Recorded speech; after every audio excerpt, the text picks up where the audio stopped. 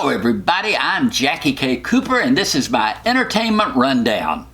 Well, this past week I put a poll on my YouTube channel and asked you to vote for the 5 new movies that were coming out as to which ones you would be most interested in seeing. And y'all are really amazing because you came out with #1 choice was Scary Movies to Tell in the Dark. And that movie opened at #2 this week. It was the highest ranking of the new movies. Scary Stories to Tell in the Dark was, I'd never heard of these books. Somebody told me that these books are the books that are right above Goosebumps, the R.L. Stine books. But these are like a little bit more, not adult, but for an older, younger person. So I went into the movie, I was a clean slate. I knew nothing about anything in these movies. I didn't know any of the cast hardly. Zoe Margaret Colletti, never heard of her. Gabriel Rush, never heard of him. But it's about, these three kids, I think it is, 4 kids, who dare each other on Halloween nights, and let's go into the old haunted house.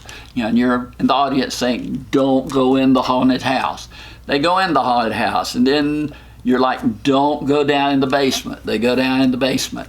And don't take the book, because there's a book in the house, which is supposedly the book is cursed, and it tells stories that come true. And of course, they take the book. It's an interesting premise, but they just never develop it well, or not well enough for me to think that, it could spawn off other sequels or whatever. I think one Scary Tales might be enough scary stories to last for a good while. The film is rated PG-13. That was kind of a comfort to me when I went in to see it, because I thought it can't be too bad if it's not R-rated. That's for violence and profanity. I scored it 4 out of 10. I just, it just wasn't that good.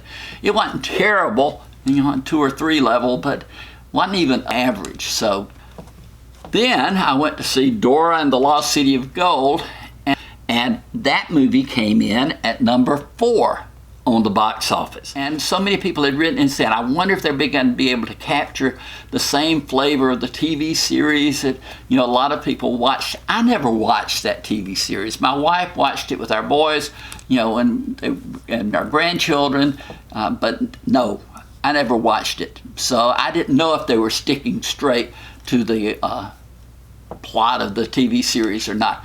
But I know that the Dora, that's the explorer in the TV series, is maybe 6, 7 years old. Well, in this movie, she starts out that way, and then they flash forward like 10 years, and she's 16. And she's played by a young actress named Isabela Moner. And she is good, and she looks like Dora.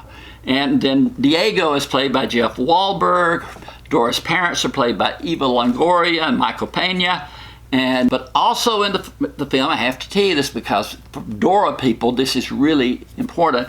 Boots the monkey is there, and so is Swisher the fox. If you're a fan of the series, you'll know, oh yeah, gosh, they got them in there. Also, when she's going through her adventure with her friends trying to find the Lost City of Gold, she will break into very, very abbreviated musical numbers about, oh, we're tramping through the jungle or whatever. So you have that, and people may enjoy that. It is a good movie for kids. I don't know that any adults without taking children to, along will show up for this film. But for kids, it's a good, fun movie. I think my wife and I were the only people in the theater without kids when we saw it. So, for you younger kids, or if you've got younger brothers and sisters, they may really enjoy it.